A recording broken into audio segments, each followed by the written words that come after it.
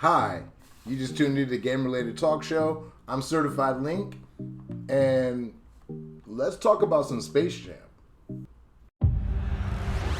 Down! On July 16th, You gotta win this game and get our son back. go big for family. Aren't you supposed to be good at this? Space Jam, rated PG. Space Jam started off as an idea from Michael Jordan's longtime agent, David Falk. It happened right after the Hare Jordan commercial in 1992, and that commercial featured Bugs Bunny and Michael Jordan teaming up against a gym of disrespectful ballers that woke up Bugs Bunny, and when he came up to complain about it, beat him up pretty bad. He put on some new J's, and Michael Jordan jumped into the gym, and they teamed up. And from that idea, his agent saw potential in a franchise, so he reached out to WB, who at the time was trying to find a way to relaunch the Looney Tunes franchise. And together they had a crazy idea. Let's keep this Bugs Bunny and Michael Jordan idea running.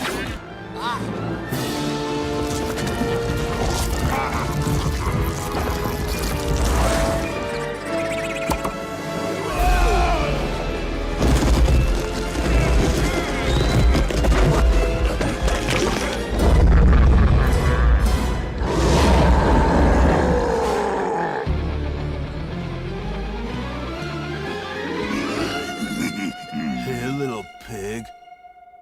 Boo. Created and released in 1996 to rave reception by the audiences, not so much by the critics.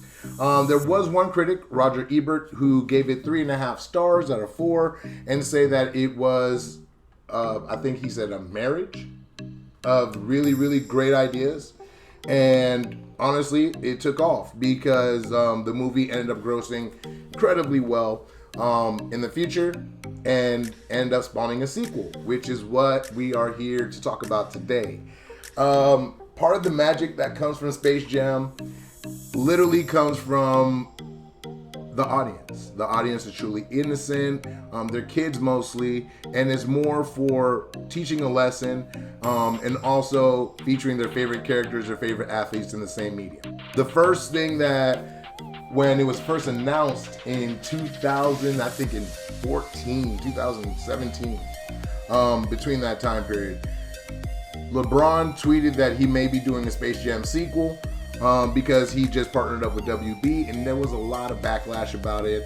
The movie just came out, and I can honestly say I was pleasantly surprised. I went in there with a lot of thoughts about how my version of Space Jam is going to do versus this version of Space Jam, how I'm going to enjoy it as a moviegoer, and then I had to sit back and I had to realize that this movie was for somebody, but it definitely was not made for me.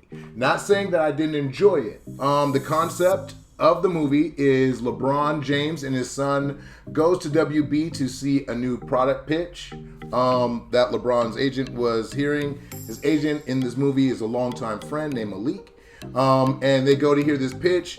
His son is a software developer, gamer, and likes to build video games, which is totally opposite from his dad, which is like, you know, athlete, world-renowned basketball, stuff like that. Sports, yay sports. As you can see, that Florida State, FSU, all day. Anyway, so it was basically do it this way because this is how I was brought up. And it's more of a callback to what I was stating earlier. It's for the kids.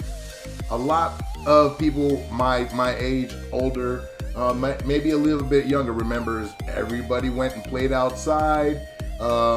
You only knew where the people in the neighborhood were by looking at all the bikes outside in front of somebody's house. Oh, they're at Mark's house. Oh, they're at Mike's house.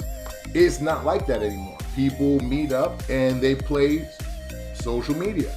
TikTok taking off, definitely one of the newest forms of social media.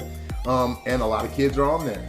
And whenever you market to kids, you're usually gonna have really good sales, but at the same time, it's gonna be a little bit more goofy than what a movie marketed toward adults would be.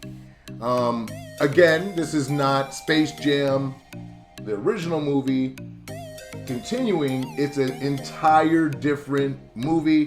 The reason it's called A New Legacy is because it's for a new generation. This is 2 decades ago from when we got the first Space Jam movie. Yeah. You want to feel old. 1996.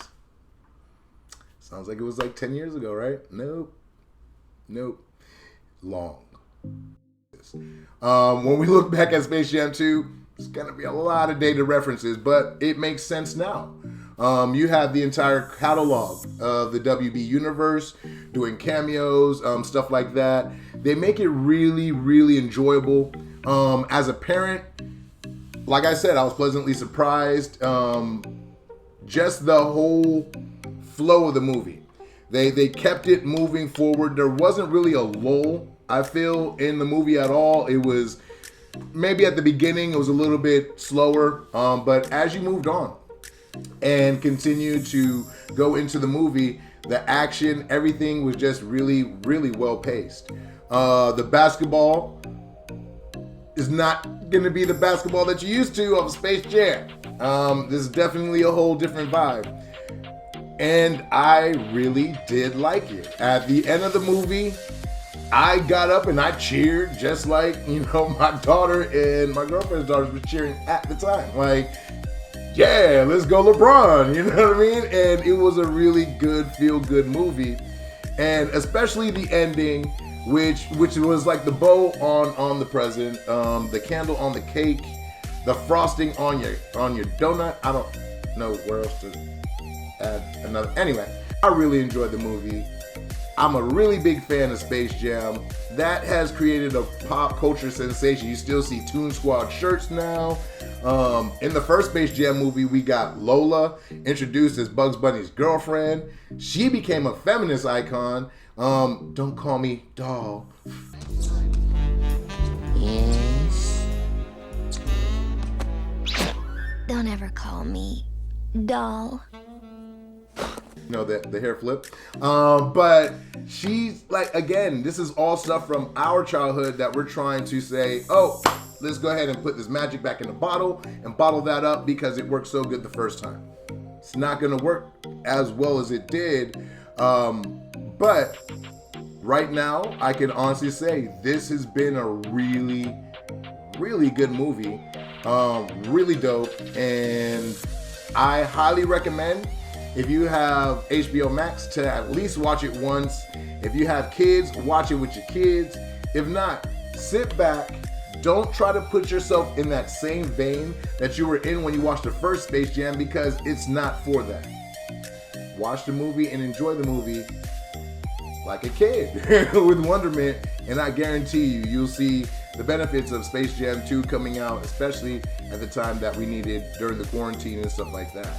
So, again, thank y'all for tuning in. This is Certified Lynk for Game-Related Talk Show. And how we always say here, if you ain't at the table, you on the motherfucking menu.